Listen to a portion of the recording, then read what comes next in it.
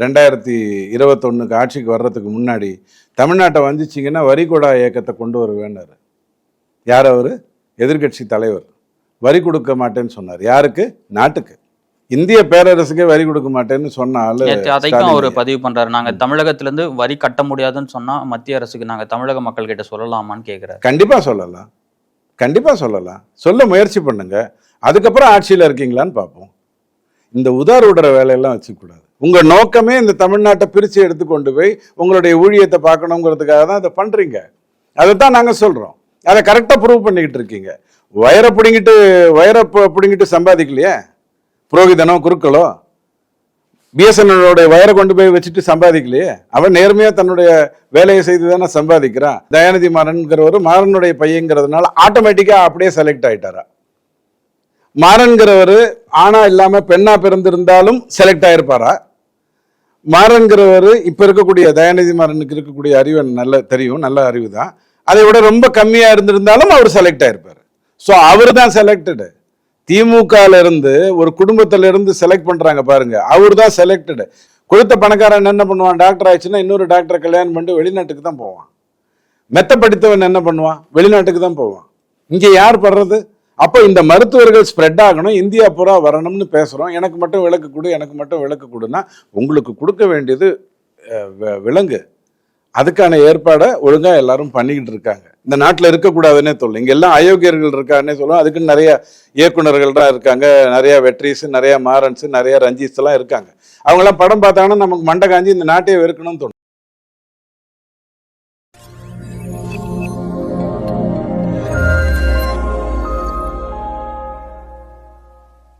தாமரை TV நேயர்களுக்கு வணக்கம்.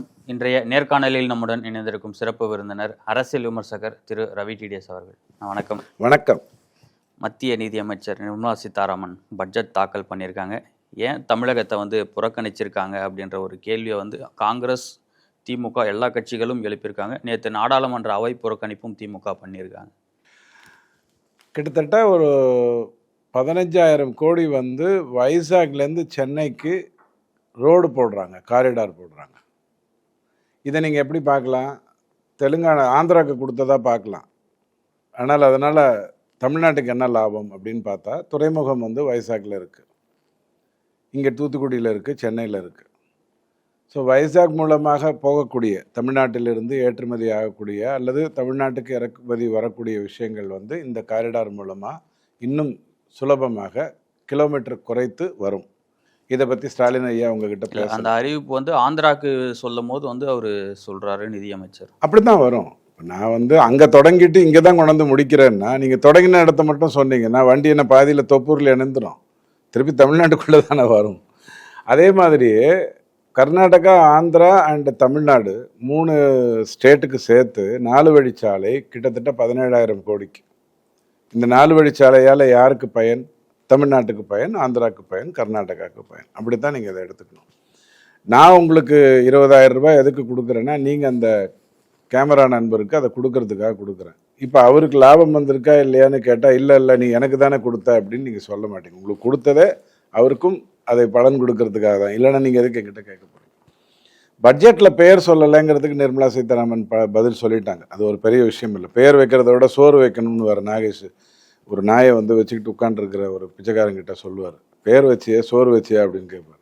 சோறு வைக்கப்பட்டிருக்கு, சோறு வைக்கப்பட்டிருக்குங்கிறத நம்ம முதல்ல புரிஞ்சுக்கணும். அதை இவர் சொல்லலை. வச்சிருக்காங்களான்றதான் கேள்வி எழுப்புறாங்க. பசிக்கின்ற அளவுக்கு கண்டிப்பாக வச்சிருக்காங்க, ருசிக்கின்ற அளவுக்கும் வச்சிருக்காங்க.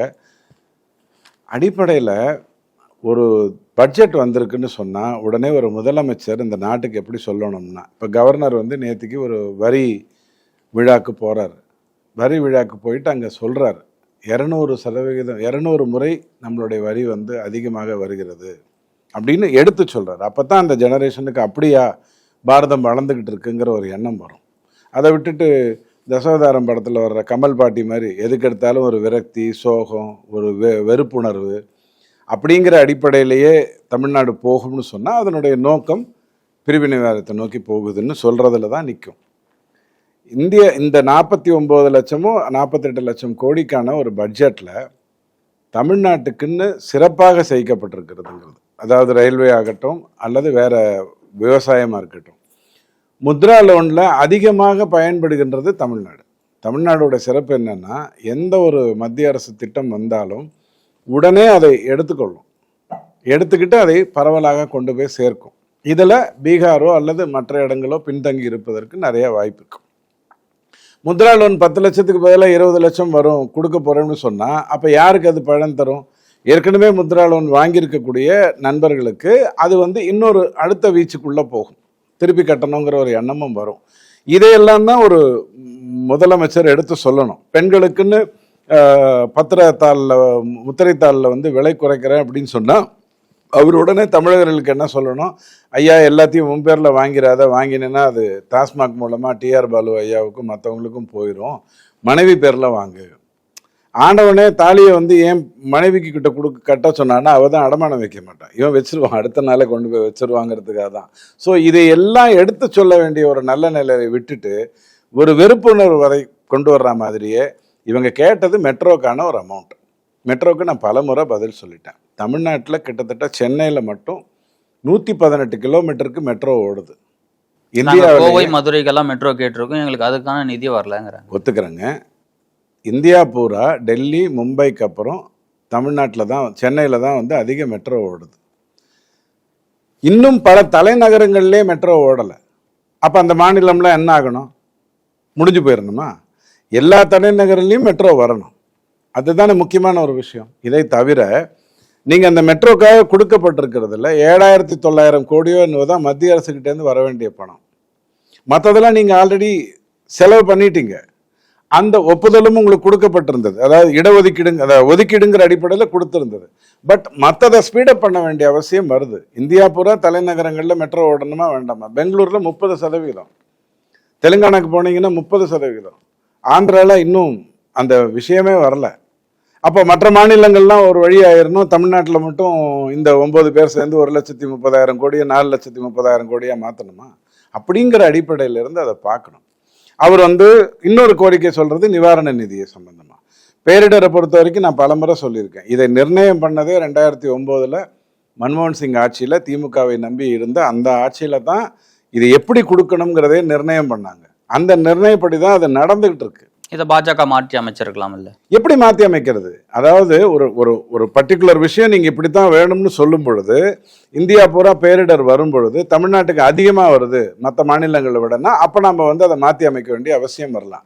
நேற்றுக்கு பட்ஜெட் படிக்கும்போது இமாச்சல் பிரதேஷுக்கு கொடுத்ததை பற்றி சொன்னாங்க.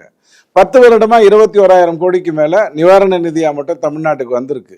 நேற்றுக்கு அதை ஏன் சொல்லலை? நேற்றுக்கு அது கொடுக்கப்படலை, முன்னாடியே கொடுக்கப்பட்டிருச்சு. அப்போ சொல்லலைங்கிறதுனாலே கொடுக்கலன்னு எடுத்துகிட்டு போயிட முடியுமா?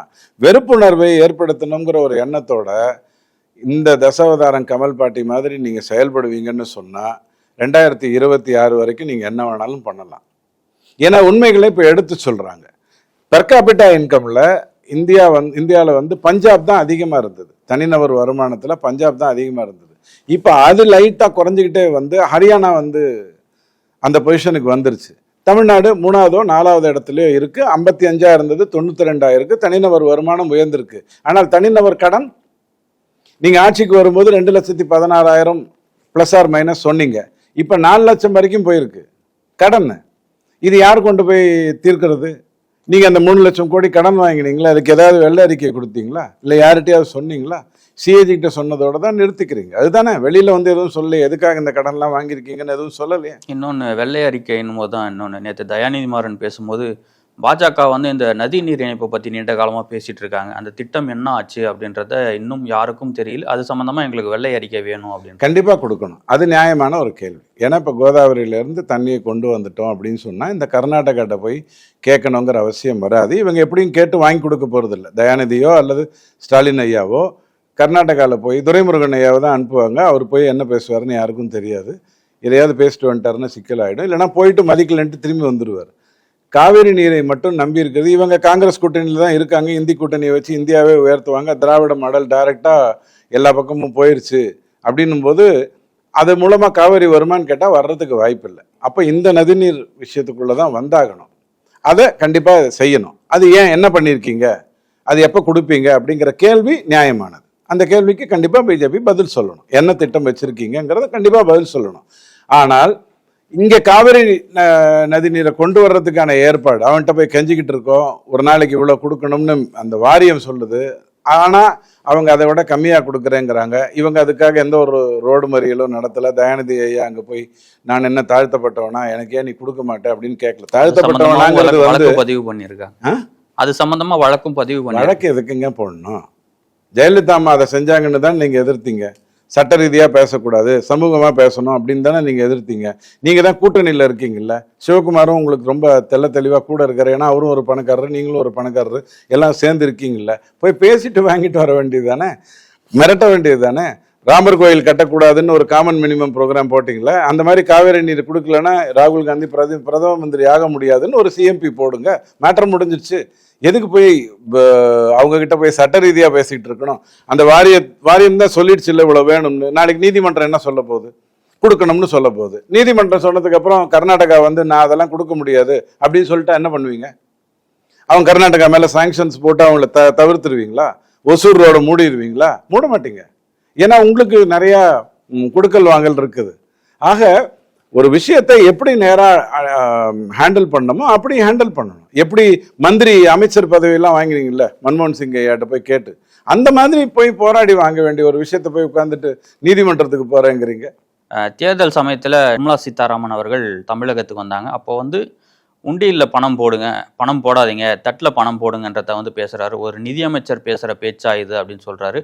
நீங்கள் வந்து எலெக்டட் கிடையாது அப்படின்ற வார்த்தைகள்லாம் ஒரு பதிவு பண்ணியிருக்கு. ஸ்டாலின் ஐயா என்ன சொன்னார்? 2021 ஆட்சிக்கு வர்றதுக்கு முன்னாடி தமிழ்நாட்டை வஞ்சிச்சிங்கன்னா வரிகொடா இயக்கத்தை கொண்டு வருவேன்னாரு. யார் அவர்? எதிர்கட்சி தலைவர். வரி கொடுக்க மாட்டேன்னு சொன்னார். யாருக்கு? நாட்டுக்கு. இந்திய பேரரசுக்கே வரி கொடுக்க மாட்டேன்னு சொன்னால அதைக்கும் அவர் பதிவு பண்றாரு. நாங்க தமிழகத்திலிருந்து வரி கட்ட முடியாதுன்னு சொன்னா மத்திய அரசுக்கு நாங்க தமிழக மக்கள் கிட்ட சொல்லலாமான்னு கேட்கிறாரு. கண்டிப்பா சொல்லலாம், கண்டிப்பா சொல்லலாம். சொல்ல முயற்சி பண்ணுங்க. அதுக்கப்புறம் ஆட்சியில் இருக்கீங்களான்னு பார்ப்போம். இந்த உதார் விடுற வேலையெல்லாம் வச்சுக்கூடாது. நீங்கள் இந்திய பேரரசனுடைய ஒரு மாநிலத்தில் இருக்கிற ஒரு மனிதர். இந்த மாநிலத்தை எப்படி செயல்படுத்தணுங்கிறத இந்திய பேரரசு தான் முடிவு பண்ணணும். இந்திய பேரரசு நினைச்சதுன்னா நம்ம ஆளுநர் வந்து தமிழ்நாட்டை 2ஆகவோ 3ஆகவோ நிர்வாக ரீதியாக நல்லா பண்றதுக்காக பிரிக்க முடியும். உங்களால சேர்க்க கூட முடியாது. சொத்து வேணா சேர்க்கலாம். ஸோ இந்த வரிகொடா இயக்கத்தை பத்தி பேசுறதே தப்பு. நாம்பளாவது என்ன சொல்றோம்? அர்ச்சகருக்கு கொடுங்க, அது நீங்க கொண்டு போய் இதுல போட்டீங்க அப்படின்னா, உண்டியில போட்டீங்க அப்படின்னு சொன்னா அவங்க வந்து அதை நிர்ணயிக்கிறாங்க, கோயிலை நிர்ணயிக்கிறாங்க. கோயிலை நிர்ணயிக்கிறவங்கள நாஸ்திகனும் இருக்கா, நாஸ்திகன் இருந்தா கூட தப்பு இல்லை, போலி நாஸ்திகனே இருக்கா. அந்த மாதிரி பண்ணிடாதீங்கன்றது ஒரு அட்வைஸ் கொடுத்தா, அது ஒரு பர்டிகுலர் குருக்கள் என்று சொல்லுகின்ற அல்லது புரோகிதர் என்று சொல்லக்கூடிய அவரை பற்றிய பேசிய ஒரு விஷயம். ஆனால் நீங்க பேசுறது நாட்டுக்கு எதிராக. இன்னைக்கு இல்ல, அன்னைக்கே அவர் பேசினாரு, ஸ்டாலின் ஐயாவே பேசினாரு. ஸோ இதையெல்லாம் நாங்கள் மறந்துட்டோம் அப்படின்னு நினைச்சிட்டு, அதனாலதான் நீங்க பிரிவினைவாதின்னு சொல்றோம். உங்க நோக்கமே இந்த தமிழ்நாட்டை பிரிச்சு எடுத்துக்கொண்டு போய் உங்களுடைய ஊழியத்தை பார்க்கணுங்கிறதுக்காக தான் அதை பண்றீங்க. அதைத்தான் நாங்க சொல்றோம். அதை கரெக்டா ப்ரூவ் பண்ணிக்கிட்டு இருக்கீங்க. வயரை பிடிங்கிட்டு சம்பாதிக்கலையே புரோகிதனோ குருக்களோ. பிஎஸ்என்எல்லோட வயரை கொண்டு போய் வச்சுட்டு சம்பாதிக்கலையே. அவன் நேர்மையா தன்னுடைய வேலையை செய்து தானே சம்பாதிக்கிறான். ஸோ அவனுக்கு தன்மானம் இருக்கலாம், பேசலாம். நாமெல்லாம் அப்படி பேசிடக்கூடாது. அடுத்து இந்த பட்ஜெட்டில் வந்து தமிழகம் இடம் பெறலன்னு சொல்லிட்டு நாங்கள் நிதி ஆயோக்ல கூட்டத்தை வந்து நாங்கள் புறக்கணிக்க போகிறோம் அப்படின்னு சொல்லிட்டு தமிழக முதலமைச்சர் சொல்லியிருக்காரு. அதை தொடர்ந்து கேசி வேணுகோபாலும் அறிவிச்சிருக்காரு. காங்கிரஸ் ஆளும் கட்சியாக இருக்கிற மாநில முதல்வர்களும் இதை வந்து புறக்கணிப்பாங்க அப்படின்றதையும் அவரும் பதிவு பண்ணியிருக்காரு. மற்றவங்க என்ன பண்ணுவாங்கன்னு எனக்கு தெரியாது. ஸ்டாலின் ஐயா ஏற்கனவே 3 வருஷமா புறக்கணிச்சுட்டு தான் இருந்தார். அவர் போய் கேட்டாரா இவ்வளோ பணம் வேணும், எனக்கு இந்த விஷயத்துக்கு வேணும்னு ஏதாவது கேட்டாரா? 3 வருடமாவே கேட்கல. இப்போ காரணம் என்ன சொல்றது? இது ஒரு படத்துல வரும், என்ன பண்ணிட்டு இருக்க? விவசாயம் பார்த்துட்டு இருக்கேன். நீ இங்க உட்காந்துட்டு எப்படி விவசாயம் பாருல, அவங்களாம் விவசாயம் பண்றாங்க, நான் அதை பார்த்துக்கிட்டு இருக்கேன் அப்படின்னு சொல்ற மாதிரி 3 முறையாகவே நீங்க போகல. இந்த முறை மட்டும் நீங்க என்ன போய் என்ன பண்ண போறீங்க? அதுக்கே பழிய தூக்கி அடுத்தவன் மேல போடுறீங்க. ஐயா எனக்கு போய் கேட்கறதுக்கு எதுவும் தெரியாது, நான் கேட்கறத விட அதிகமாக தான் வந்துட்டு இருக்குது. அங்க போய் நான் வந்து ஏதாவது ஒண்ணு கேட்டேன்னா ஏன் 9 கேட்கலன்னு நாளைக்கு பழி வரும், அதனால நான் போகாமே விட்டுட்டு தப்பிச்சுக்கிறேன் அப்படிங்கிற மாதிரி உண்மையை சொல்ல வேண்டியதானே. தப்பிக்கிறதுக்கான வழியா தான் தேடுறாரு. அதுதானே 3 வருடமா நடந்துட்டு இருக்கு. நித்தி ஆயோக்ல போய் ஒரு முறை ஜெயலலிதா அம்மா அங்க போனாங்க. போயிட்டு என்ன பேசணுமோ அதை ஒழுங்கா பேசினாங்க. தனக்கான நேரம் கிடைக்கலன்னு உடனே இந்த தமிழ்நாடு அப்படிங்கிற இவ்வளவு பெரிய மாநிலத்துக்கு நீங்க இவ்வளவுதான் நேரத்தை ஒதுக்குவீங்கன்னா நான் கிளம்பி வரேன்னு சொல்லி எதிர்ப்பு தெரிவிச்சுட்டு வந்தாங்க. அது ஆளுமைக்கான ஒரு அழகு. போகாமே இருக்கிறதுங்கிறது, ஆடாமே இருக்கிறதுங்கிறது இந்த விஷயத்தை ஸ்டாலின் ஐயா முதல்ல இருந்தே செய்யறாரு, இப்போ ஒன்றும் புதுசா செய்யல. அப்புறம் அந்த பத்திரை பதிவுக்கான கட்டணங்கள்லாம் குறைக்கணும் அப்படின்றத வந்து செய்தியாளர்கள் கேட்குறாங்க. அதுக்கு பதில் சொல்லாமல் வேறு ஒரு பதிலை சொல்லிட்டு ஸ்டாலின் அவர்கள் கிளம்புறாரு.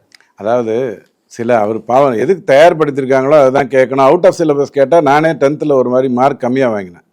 என்ன பண்ணிட்டாங்க, புக்கில் கொடுத்ததை விட ஒரு கேள்வி தப்பாக கேட்டாங்க. நம்ம புக்கில் இருக்கிறத படித்து பாஸ் பண்ணுறதே பெரிய விஷயம், அவுட் ஆஃப் சிலபஸ் ஆயிடுச்சு. அவருக்கு பாவம் அதை பற்றி தகவல் தெரியாது, அதனால எந்திரிச்சு வந்துட்டார். வேற ஒன்றும் தவறான நோக்கம்லாம் அவருக்கு இல்லை.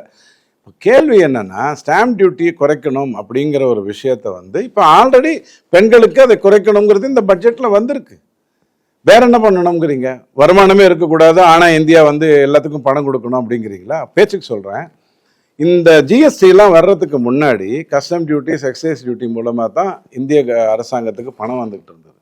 இன்னைக்கு வருமான வரி தான் அதிகமாக இருக்குது. இந்தியாவுக்கு வரக்கூடிய, அதாவது மத்திய அரசுக்கு வரக்கூடிய வருமானத்தில் வருமான வரி தான் அதிகமாக இருக்குது. அதற்கு பிறகு தான் மற்றதெல்லாம் வருது. எக்ஸைஸ் டியூட்டியும் கஸ்டம்ஸும் 14% குறைஞ்சி போச்சு.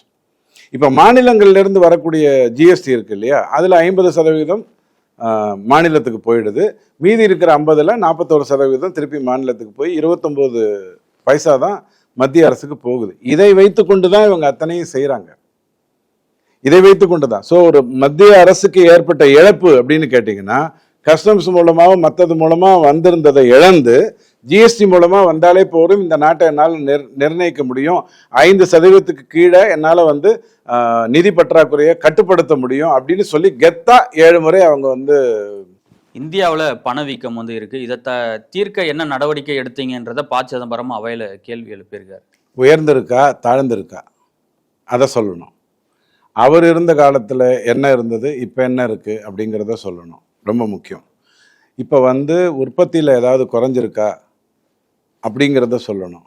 தனிநபர் வருமானத்தில் ஏதாவது பாதிப்பு ஏற்பட்டிருக்கா அதை சொல்லணும். மொட்டையாக சதவிகிதம் மட்டும் பேசக்கூடாது. நம்பர் 1.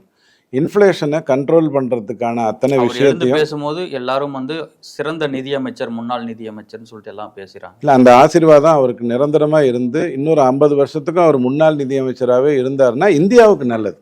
அதனால அந்த ஆசீர்வாதத்தை தைரியமாக வாங்கிக்க சொல்கிறது நல்லது. ஏன்னா ஒரு பொருளாதார நிபுணர் உண்மையிலேயே அறிவாளி, அதில் ஒன்றும் மாற்று கருத்து இல்லை. நான்லாம் அதை பற்றி பேசுகிறதுக்கான தகுதி எனக்கு கிடையாது. ஆனால் 15 லட்சம் ரூபாய் எல்லாருக்கும் ஏன் கொடுக்கலன்னு ஒரு பொருளாதார நிபுணர் கேட்டார்னா எனக்கு சிரிக்கிறத தவிர வேறு எதுவுமே தெரியாது. ஏன்னா எல்லாருக்கிட்டையும் 15 லட்சத்தை கொடுத்தோம்னா விலைவாசி அதிகமாகவே ஒழிய எந்த ஒரு மாற்றமும் வந்துடாது. எல்லாருக்கிட்டையும் 15 லட்சம் வந்ததுன்னா என்ன அர்த்தம்? இன்றைக்கி நீங்கள் என்னவா இருக்கீங்களோ அதுலேருந்து 15 லட்சம் அதிகமாக இருப்பீங்க. அப்போ நீங்கள் என்ன பண்ணுவீங்க? அதை நாட்டுக்குள்ளே கொண்டு வருவீங்க, பணப்புழக்கத்தை அதிகப்படுத்துவீங்க. பணப்புழக்கத்தை அதிகப்படுத்தினா விலைவாசி என்ன ஆகும்? ஏறிடும். ஸோ அரசாங்கம் உங்ககிட்ட 15 லட்சம் கொடுத்ததுன்னா நீங்கள் அதை செலவு பண்ணீங்கன்னா வர்த்தகம் செய்கின்ற வசந்த் அண்ட் கோவுக்கும் மற்ற வர்த்தகத்தையே செய்துட்டு இருக்கிற ஒரு குறிப்பிட்ட மதத்தை சார்ந்தவங்களுக்கோ பணம் போய் சேரும். இதை ஒரு பொருளாதார நிபுணர் சொல்லுவாரா? கேட்பாரா? அப்படியே யாராவது அவர்கிட்ட போய் மோடி கொடுக்குறேன்னு சொன்னாரு அப்படின்னு ஒரு பொய்யை சொன்னா கூட அந்த மாதிரி கொடுத்தா அது தப்பு அப்படின்னு சொல்லணும். நம்பர் 1. 2வது, 8500 ரூபாய் மாதம் கொடுக்குறேன் அப்படின்னு நீங்கள் சொல்கிறீங்க. ஏழைகளுக்கு அது கொடுத்தீங்கன்னா அது நல்ல விஷயம்தான். அவங்க அதை என்ன பண்ணுவாங்க? சேமிப்பாங்க அல்லது செலவு பண்ணுவாங்க. சேமிப்புங்கிறது கூட ஒரு விதத்தில் செலவு தான். யாரும் வங்கியில் வைக்கிறது இல்லை. காரணம், வங்கியில் வச்சாலே பணத்தை பிடிப்பேன்னு சொன்னதும் சிதம்பரம் ஐயா தான். அதனால வங்கியில் வைக்கிறத யாரும் அதிகமாக பண்ணுறதில்ல. அப்போது பணம் திரும்பி புழக்கத்துக்கு வந்ததுன்னா அதே மதம் சார்ந்தவர்கள் வர்த்தம் செய்கிறவங்களுக்கு அது போய் சேர்ந்து அரிசி 75 ரூபாய்க்கு பதிலாக 90 ரூபாய்க்கு போய் நிற்கும். ஆனால் மோடி ஐயா வந்து 5 கிலோ அரிசி இலவசமாக கொடுத்துறதுனால அவங்க சாப்பிட்ருவாங்க, அதில் எந்த பிரச்சனையும் இல்லை. ஆனால் மற்றவங்களுடைய நிலைமை அதிகமாகும். ஸோ இதையெல்லாம் தெரிந்து பேசக்கூடிய ஒரு மேதை தான் ப. சிதம்பரம் ஐயா. அதில் எனக்கு எந்த மாற்று கருத்தும் இல்லை. ஆனால் பணவீக்கம்னு பேசுறதா இருந்ததுன்னா அது எந்த புள்ளியிலேருந்து பேசுறீங்கிறது எப்போதுமே ரொம்ப முக்கியமான ஒரு விஷயம். இந்தியாவுடைய பணவீக்கம்ங்கிறது கட்டுக்குள்ளே தான் இருக்குது, அதில் எந்த மாற்று கருத்தும் இல்லை. விலைவாசி சம்பந்தப்பட்டதில் 99.5% மாநிலம் சார்ந்தது. அரிசி, பருப்பு அண்டு கோதுமை மட்டும்தான் மத்திய அரசு சார்ந்தது, மற்றது எல்லாமே மாநிலம் சார்ந்தது. ஸோ ஒரு பணவீக்கம் தமிழ்நாட்டில் கட்டுக்குள்ளே தான் இருக்குது. அதே மற்ற மாநிலங்களில் கட்டுக்குள்ளே இல்லைன்னு சொன்னால் அதை மாநிலம் தான் சரி செய்ய வேண்டும், மத்திய அரசு சரியாக செய்யாது. இது அவருக்கு நல்லா தெரியும். இருந்தாலும் அவர் மாநில ரீதியாக நான் பண்ண முடியுமா? நீ ஒழுங்காக பணவீக்கத்தை மெயின்டைன் பண்ணலை, அதனால உனக்கு கட்டு, நீ ஒழுங்கா மெயின்டைன் பண்ற, அதனால உனக்கு அதிகம் அப்படின்னு மத்திய அரசு பண்ண முடியுமா? பண்ண முடியாது. ஸோ இந்தியா பூரா என்ன டெவலப்மெண்ட் வருமோ அதை தான் பட்ஜெட்டில் பண்ணியிருக்காங்க. அவர் ஏன் அந்த கருத்தை சொல்லியிருக்காருன்னு எனக்கு கண்டிப்பாக புரியல.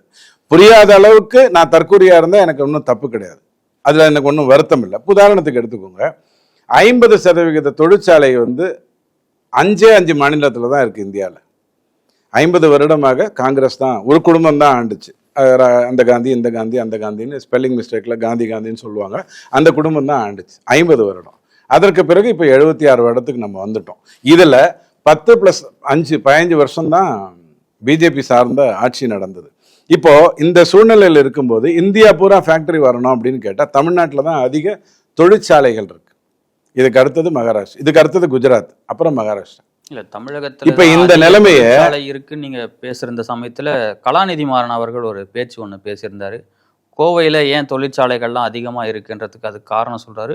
கம்மவார் நாயுடு வந்து அங்க அதிகமா இருக்காங்க அப்படின்றத அவர் பேசுறாரு. சாதி ரீதியா அவர் பெரியார் ஈவே ராமசாமி ஐயா ஒழிச்ச சாதி இன்னும் ஒரு மறக்கல. இவரு போட்டு ரெனியூ பண்ணிக்கிட்டே இருக்காரு. எங்க தெலுங்கானால பேசுறாரு. ஆமா, அதாவது வந்து ஒரு ஒரு விஷயம் நடந்ததுன்னா அதுக்கு முன்னாடி நீங்க ஒரு விஷயம் கேட்டீங்க, அதை நான் மறந்துட்டேன்.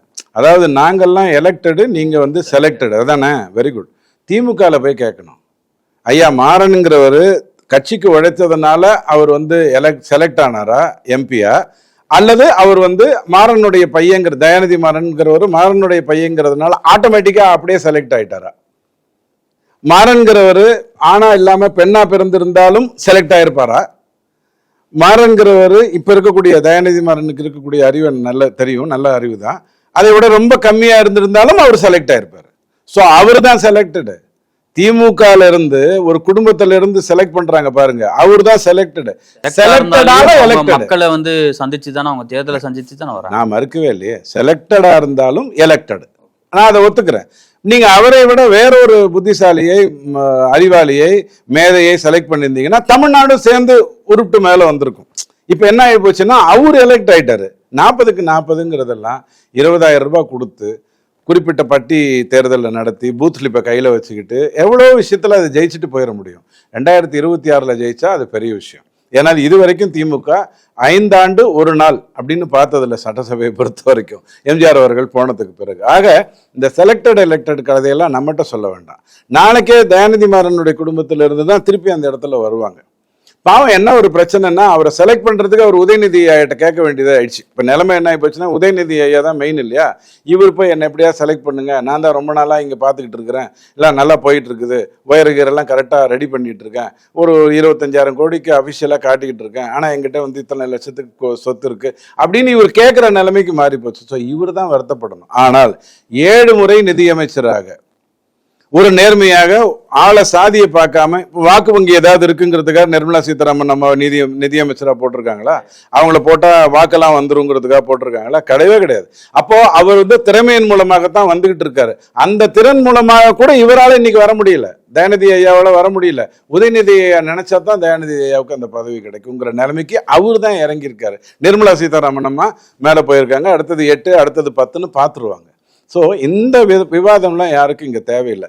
கோயம்புத்தூருங்கிறதுல வந்து நீங்கள் சாதாரணமாக பார்க்காதீங்க. ஒரு விஷயம் வந்ததுன்னா, நான் சொன்னேன் இல்லையா, தமிழ்நாடு உடனே அதை எடுத்துக்கும். அது எந்த லோனாக இருந்தாலும் எழுதி வச்சுக்கோங்க. அடுத்த வருடம் விஸ்வகர்மாவில் அதிக லோன் வாங்கிய மாநிலமாக தமிழ்நாடு தான் இருக்கும். இந்த பட்ஜெட்டை வந்து எல்லா நிறுவனங்கள்லாம் வரவேற்றிருக்காங்க. இது பாருங்க, ஒரு பட்ஜெட்டுங்கிறது அடிப்படையில் வரவு செலவு சொல்லுகின்ற ஒரு சாதாரணமான ஒரு விஷயம். அதுக்கு இவ்வளோ பெரிய இந்த பூப்பு எழுதினார் அப்படின்னு பெண்ணை ஃபோட்டோவை போட்டு போடுவாங்களா, அந்த மாதிரியான விஷயம் இல்லை. இது நல்லா புரிஞ்சுக்கோ. கல்யாணம் ஆயிடுச்சு அப்படின்னு சொல்கிற விஷயம் இல்லை. இது தினப்படி ஒவ்வொரு வருடமும் இவ்வளோ நான் பிளான் பண்ணேன், இவ்வளோ வந்துச்சு, இவ்வளோ செலவு பண்ண திட்டமிட்டேன், இவ்வளோ செலவாயிடுச்சு, இவ்வளோ நிதி பற்றாக்குறை வந்ததுன்னு சொல்லக்கூடிய ஒரு சாதாரணமான விஷயம்தான். அது பாலிசி மேக்கிங்லாம் கிடையாது. பாலிசி மேக்கிங்கிறதே வேற. ஒரு நாடை எப்படி கொண்டு போகணும் அப்படிங்கிறது வந்து வேற விஷயம். இதெல்லாம் அதனுடைய அரித்மெட்டிக்கல் விஷயம்தான். இப்போ நீங்கள் வந்து ஃபுட்பால் விளையாடணும்னு முடிவு பண்ணிட்டீங்கன்னா, உங்கள் அப்பா 15,000 ரூபா உங்களுக்கு கொடுக்குறாரு. போன வருஷம் நான் கோச்சிங் உனக்கு 20,000 கொடுத்தேன், நீ என்ன கற்றுக்கிட்ட, எத்தனை கப்பு வாங்கினேன்னு கேட்டுட்டு இந்த வாட்டி கொஞ்சம் குறைச்சிருவார். இல்லை நீங்கள் நல்லா வாங்கியிருந்தீங்கன்னா இந்த வாட்டி ஒரு 2,000 ரூபா அதிகம். என்னுடைய வேலை என்னன்னா, நீங்கள் செய்ய நினைப்பதற்கு நான் கரெக்டாக பணம் கொடுக்கணும். இவ்வளவுதான் ஒரு நிதியமைச்சருடைய முக்கியமான ஒரு வேலை அடிப்படையில். ஆனால் அறிவாளிகள் என்ன பண்ணுவாங்க, அதை இன்னும் நல்லபடியாக கொண்டு போவாங்க. ப. சிதம்பரம் ஐயா மாதிரி வங்கியில் போட்டாலே கமிஷனு, 2 வாட்டிக்கு மேலே எடுத்தா கமிஷன். ஆனால் அந்த மிஷின் வேலை செய்யாது. ஆனால் 10,000க்கு 10,000 தான் நீ எடுக்கணும். ஆனால் ஒரு நாளைக்கு 20,000க்கு மேலே எடுக்கக்கூடாது. ஆனால் வங்கியில் வச்சுட்டு இருந்தீங்கன்னா ஒன்றும் பிரச்சனை இல்லை, எடுத்துட்டு போயிட்டீங்கன்னா கமிஷன். இந்த மாதிரி எல்லாம் நிதியமைச்சர் வேலையை பண்ண மாட்டாங்க. ஸோ இந்த செலக்டட் எலெக்டடுங்கிறது ஒரு பக்கம் வச்சுப்போம். கோயம்புத்தூர்ல வந்து அதிகமாக வந்ததுன்னு சொன்னா அந்த அந்த மண்டலமே அப்படித்தான் செயல்பட்டு இருக்கு. அங்க வந்து நாயுடுவா அல்லது கவுண்டராங்கிறது. அப்ப திருப்பூர் எடுத்துக்கிட்டீங்கன்னா ஃபுல்லா கவுண்டர் தான். திருப்பூர் எப்படி வளர்ந்தது? ஒரு இஸ்லாத் சகோதரர் முதல்ல ஒரு மிஷினை கொண்டு வந்தார் கல்கட்டால இருந்து. அவர் கொண்டு வந்த அந்த மிஷினை வைத்து இது நல்லா இருக்கு, இது மாதிரி பண்ணணும், இது மாதிரி பண்ணணும், இது மாதிரி பண்ணணும்னு வளர்ந்து இன்னைக்கு கிட்டத்தட்ட 45,000 கோடி 40,000 கோடிக்கு மேல அந்நிய ஃபாரின் எக்ஸ்சேஞ்ச் மட்டும் டீல் பண்ணக்கூடிய ஒரு விஷயமா மாறிச்சு. அங்க யாரு? கவுண்டர். ஸோ இது ஒரு வேலையை செய்யறாருன்னா அவர் இந்தியனான்னு பார்க்கணும். அவர்கிட்ட சாதியை பார்க்கக்கூடாது. அதுதான் ஈவே ராமசாமி தொடர்ந்து சொன்னார். நீங்க அதை கேட்க மாட்டேங்கிறீங்க. எம்பி சீட்டுக்கும் அதே மாதிரி தான் சாதியை பார்த்து தான் கொடுக்குறீங்க. ஸோ இந்த பர்டிகுலர் கோயம்புத்தூரை பொறுத்த வரைக்கும் அது இண்டஸ்ட்ரீஸாக இருக்கட்டும், குறிப்பாக அந்த வீட்டு உபயோக கிரைண்டரு அந்த மாதிரியான விஷயங்களா இருக்கட்டும், அல்லது ஒரு காரு வந்து பெட்ரோல் காரை டீசலுக்கு மாத்துறது, ஒரு அயல்நாட்டிலேருந்து ஒரு மிஷின் வந்ததுன்னா அந்த மிஷினை அப்படியே காப்பி பண்ணி இங்கே தயாரிக்கிறது, இப்படியெல்லாம் தன்னை அழகாக வளர்த்து கொண்டவங்க, ரொம்ப அற்புதமாக வளர்த்து கொண்டவங்க. ஸோ அதையெல்லாம் சாதியை வைத்து கொச்சப்படுத்தக்கூடாது, கண்டிப்பாக கொச்சப்படுத்தக்கூடாது. அப்படி பார்த்தா அதே நாயுடு வந்து ஹாஸ்பிட்டலில் மிகப்பெரிய ஆள். தமிழ்நாட்டில் வந்து மிகப்பெரிய ஹாஸ்பிட்டல்ஸ்னா மதுரையையும் கோயம்புத்தூரையும் தான் நீங்கள் நிறைய சொல்லுவீங்க. இது எல்லாமே அவங்க எடுக்கிற முயற்சியின் மூலமாக வந்தது. அகண்ட பாரதத்திலேயே 120 வருடங்களுக்கு முன்னாடியே தமிழ்நாடுங்கிறது வந்து மேலே தான் இருந்தது. இன்னைக்கும் அப்படித்தான் இருக்கு. அதுக்கு தான் நான் உங்களுக்கு சொன்னேன், இந்தியாவில் இருக்கக்கூடிய 50% தொழிற்சாலைகள் 5 மாநிலத்தில் மட்டும் இருக்கு. அதில் முதல்ல இருக்கிறது தமிழ்நாடு. ஆனால் வளர்ச்சி 9 பேர்கிட்ட 1,30,000 கோடி இருக்கு. ப. சிதம்பரம் அவர்கள் நிர்மலா சீதாராமன் அவர்கள்கிட்ட ஒரு 5 கோரிக்கை வைக்கிறார். அதில் முக்கியமாக வந்து அக்னிபாத் திட்டத்தை வந்து ரத்து பண்ணணும், அப்புறம் கல்வி கடன்கள்லாம் வந்து ரத்து பண்ணணும், மாநிலங்கள் எந்தெந்த மாநிலங்கள் நீட் தேர்வு வேணுமோ அவங்களுக்கெல்லாம் வந்து வச்சுக்கலாம், இல்லைனா விலக்கு கேட்குற மாநிலங்களுக்கு வந்து கொடுக்கணும் அப்படின்றத வந்து சொன்னார். இத்தனை காலமாக நீங்களும் வந்து பேசியிருக்கீங்க, நீட் தேர்வு வந்து ரத்து பண்ணணும்னா கூட்டணியில் இருக்கிற ப. சிதம்பரம் அவர்கள் குடும்பமே வந்து இதுக்காக வாதாடி இருக்காங்க அப்படின்ற கருத்துக்கள்லாம் நீங்கள் வச்சிருந்தீங்க. இல்லை, அது முன்னாடியே நடந்துருச்சு. நளினி சிதம்பரம் வந்து நீதிமன்றத்தில் போய் பேசினதுங்கிறது ஒரு வழக்கறிஞராக தான் பேசினார். அவங்க சிதம்பரமுடைய மனைவியாக இருந்தாலும் இல்லாவிட்டாலும் அதை அவங்க பண்ணியிருப்பாங்க. அது தொழில் சார்ந்த ஒரு விஷயம். அதாவதுங்க, நீட்டுக்கு வந்து விலக்கு வேணும் அப்படின்னு தமிழ்நாடு கேட்கறதுக்கு பின்னாடி என்ன காரணம்ங்கிறது முக்கியம். கடந்த 7 வருடமாக அரசு பள்ளியில் படிக்கிறவங்க அதிகமாக படிச்சுட்டு இருக்காங்களா இல்லையா? தமிழ்நாட்டை சார்ந்தவர்கள் அதிகம் பேர் தேர்வு செய்யப்படுகிறார்களா இல்லையா? 59% தமிழ்நாட்டை சார்ந்தவங்க தேர்ந்தெடுக்கப்பட்டிருக்காங்க. அரசு பள்ளியில் படிக்கிறவங்களை பொறுத்த வரைக்கும் நட்டா ஐயா பேசினதை நம்ம எடப்பாடி ஐயா வந்து எடுத்துகிட்டு போனதுனால அரசு பள்ளியிலேருந்து படிக்கிறாங்க. 2016க்கு முன்னாடி அரசு பள்ளியிலிருந்து மருத்துவர்களுடைய எண்ணிக்கை என்ன? 2016க்கு முன்னாடி மெத்த படித்தவனும், மெத்தல படித்தவன் இல்லை, மெத்த படித்தவனும் கொழுத்த பணக்காரன் தான் டாக்டர் ஆக முடியும்னு இருந்தது. இன்னைக்கு அப்படி கிடையாது. யார் வேணாலும் டாக்டர் ஆகலாம்ங்கிற ஒரு பொசிஷனுக்கு வந்திருக்கு. 24 லட்சம் பேர் இந்தியா பூரா எழுதுறாங்க. உங்களுக்கு நான் விளக்கு கொடுக்குறேன்னு வச்சு ஒரு பேச்சுக்கு சொல்கிறேன். ஜெயலலிதா அம்மா 1 வருடத்துக்கு கேட்டாங்க, இல்லைன்னு சொல்லலை. அது கொடுக்கப்பட்டிருந்தது. அதுக்கப்புறம் தான் அது வந்து ரெடியாச்சு. இப்போ நாளைக்கு ஒரு மாநிலம் சொல்லிடுது, நான் வந்து எந்த ஒரு வியாபாரத்தையும் கிறித்துவ சகோதரர்களுக்கு விற்க மாட்டேன் அப்படின்னு சொல்லுது. விளக்கு கேட்குது. கொடுத்துட முடியுமா? ஒரு முன்னுதாரணத்துக்கு கொண்டு போய் விட முடியுமா? ஒரு இந்தியா பூரா ஒரு திட்டம்னா இந்தியா பூரா ஒரு திட்டம் தான். ஏற்கனவே தமிழ்நாட்டில் மருத்துவர்கள் அதிகமாக இருக்காங்க. 1000 பேருக்கு எத்தனை இருக்கணுமோ அதை விட அதிகமாக இருக்காங்க. மருத்துவக் கல்லூரிகளை மூட வேண்டிய நிர்பந்தம் இருக்கு. இதுக்கு மேலே உனக்கு கொடுக்கறதுக்கு ஒன்றும் இல்லை அப்படின்னு சொல்கிற பொசிஷனில் இருக்குது. இப்போ நீட்டையும் விளக்கிட்டு என்ன பண்ணணுங்கிறீங்க? +2 மார்க்கை வச்சுட்டு திருப்பி பழையபடி மெத்த படித்தவனுக்கும் கொழுத்த பணக்காரனுக்கு மட்டும் கொடுக்க சொல்கிறீங்களா? அதில் அவங்க அடுத்தது என்ன கேட்குறாங்கன்னா, இந்த அரசு கல்லூரி சீட் இருக்குல்ல, அதை மட்டும் எங்ககிட்ட விட்டுருங்க, பிரைவேட் எல்லாம் நீங்கள் எடுத்துக்கோங்க, எப்படி எங்களுக்கு கமிஷன் வந்துடும் அப்படிங்கிற மாதிரி கேட்குறாங்க. அதுவும் தவறு. ஏன்னா அரசு இதில் இருக்கிறவங்களுக்கு தான் ஏழைகளுக்கு போய் சேரணும், அவங்களுக்கு தான் இன்னும் போய் சேரணும். யாரால முடியாதோ அவங்களுக்கு தான் போய் சேரணும். கொழுத்த பணக்காரன் என்ன பண்ணுவான்? டாக்டர் ஆயிடுச்சுன்னா இன்னொரு டாக்டரை கல்யாணம் பண்ணிட்டு வெளிநாட்டுக்கு தான் போவான். மெத்த படித்தவன் என்ன பண்ணுவான்? வெளிநாட்டுக்கு தான் போவான். இங்கே யார் படுறது? அப்போ இந்த மருத்துவர்கள் ஸ்ப்ரெட் ஆகணும், இந்தியா பூரா வரணும்னு பேசுகிறோம். எனக்கு மட்டும் விளக்கு கொடு, எனக்கு மட்டும் விளக்கு கொடுன்னா உங்களுக்கு கொடுக்க வேண்டியது விலங்கு. அதுக்கான ஏற்பாடை ஒழுங்கா எல்லாரும் பண்ணிக்கிட்டு இருக்காங்க. அதுதான் நேர்மையா பண்ணணும். உங்களுக்குன்னு நான் சொல்றது திமுகவுக்கு, தமிழகத்துக்கு இல்லை. அடுத்தது இந்த அக்னிபத்தை பொறுத்த வரைக்கும் ஒரு 2 வரியில சொல்லிடுறேன். ஏன்னா இது பலமுறை பேசியாச்சு, இவங்ககிட்ட பேசி பிரயோஜனம் இல்லை. காது கேட்காதவங்க கிட்ட கூட நம்ம போய் ஃப்ளூட் வாசிக்கலாம். ஏன்னா நம்ம வாசிக்கிறத வச்சே அவன் ரசிப்பான். ஆனால் இவங்க கிட்ட போய் ஒன்றும் பண்ணி ஃப்ளூட்டெல்லாம் வாசித்து பிரயோஜனம் இல்லை. முன்னாடி உட்காந்து சாப்பிட்டு வெறுப்பேற்றலாம், அவனை பசியில் விட்டுட்டு. அதுதான் பண்ண முடியும் இந்த மாதிரி ஆள்கிட்டலாம். அக்னிபத்துங்கிற திட்டம் இந்தியாவில் இராணுவத்துக்கு இளைஞர்களை கொண்டு வருவதற்கான ஒரு திட்டம். அதை தடுக்க சொல்றீங்களா? அதை தடுத்துட்டு என்ன பண்ணணுங்கிறீங்க? இராணுவத்துக்கு யார் போவாங்களோ அவங்க மட்டும் போட்டோன்னு விட சொல்றீங்களா? 33 வயது இன்னைக்கு சராசரியா ஒரு இராணுவ வீரருடைய வயது. இது நல்லதா? நாளைக்கு அவங்க வந்து அப்படியே குறைஞ்சிக்கிட்டே வந்துட்டாங்கன்னா, இராணுவத்துக்கு ஆள் இல்லாமல் போயிடுச்சுன்னா, உங்களுக்கு நீங்க ஊழியம் செய்யற ஆளுக்கு இந்தியாவை விற்கிறதுக்கான ஏற்பாடு பண்ண சொல்றீங்களா? இந்தியாவை வந்து வேற்று நாட்டு வேற்று மதத்தினுடைய நாடாக மாற்ற சொல்றீங்களா? இராணுவத்துல இளைஞர்களை கொண்டு வரணும்னு சொல்றோம். இளைஞர்களுக்கு இத்தனை வருடம் பயிற்சி கொடுக்குறேன்னு சொல்றோம், அதுக்கு சம்பளம் கொடுக்குறேன்னு சொல்றோம். அதற்கு பிறகு அவர் விருப்பப்பட்டா இராணுவத்தில் இருக்காரு, இல்லைன்னா அவர் போய் வேற வேலையை பார்க்கிறாரு. ஒரு முறை சினிமா பார்க்கும்போது முன்னாடி தேசிய கீதமும் பின்னாடி தேசிய கீதமும் போட்டுட்டா இந்த நாடை பற்றி ஒரு நல்ல எண்ணம் வரும். நடுவில் படம் பார்க்கும்போது இந்த நாடு வேஸ்ட்னே கூட தோணும், இந்த நாட்டில் இருக்கக்கூடாதுன்னே தோணும். இங்க எல்லாம் அயோக்கியர்கள் இருக்காருன்னே சொல்லுவோம். அதுக்குன்னு நிறைய இயக்குநர்கள் தான் இருக்காங்க, நிறைய வெட்ரிஸ், நிறைய மாறன்ஸ், நிறைய ரஞ்சித்ஸ் எல்லாம் இருக்காங்க. அவங்களாம் படம் பார்த்தாங்கன்னா நமக்கு மண்டை காஞ்சி இந்த நாட்டையே வெறுக்கணும்னு தோணும். ஆனால் தேசிய கீதம் முன்னாடியும் பின்னாடியும் வந்ததுன்னா அவனுக்கு அந்த விழிப்புணர்வு வரும். அந்த மாதிரி இவன் இராணுவத்துல போய் ஒரு டச் பண்ணிட்டு வந்துட்டான் அப்படின்னு சொன்னா இந்த தேசத்தை பற்றிய ஒரு அபிப்பிராயம் அவனுக்கு நல்லா வரும். அதை நிறுத்த சொல்றீங்களா? எதை பத்தி பேசிட்டு இருக்கீங்க? ஃபர்ஸ்ட் ஆஃப் ஆல் நிதியமைச்சரால் எப்படி இந்த முடிவு எடுக்க முடியும்? நீங்க எப்படி காவேரி விஷயத்துக்கு ராஜினாமா பண்றதுக்கு கருணாநிதி வந்து ரெசிக்னேஷன் லெட்டர் கொடுத்துட்டாங்க திமுகவுடைய எம்பிஸ் எல்லாம்.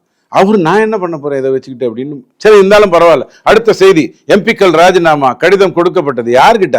கருணாநிதி கிட்ட. அவர் என்ன பண்ணுவாரு? பேப்பரை வச்சுக்கிட்டு கொடுத்தா அங்க கொண்டு போய் கொடுக்கணும், சபாநாயகர்கிட்ட கொண்டு போய் கொடுக்கணும், கொடுக்கல. ஸோ இந்த மாதிரி எல்லாம் டகல்பாஜி வேலையெல்லாம் பண்ணாதீங்க. நிறைய வேலை இருக்கு இந்தியாவில்.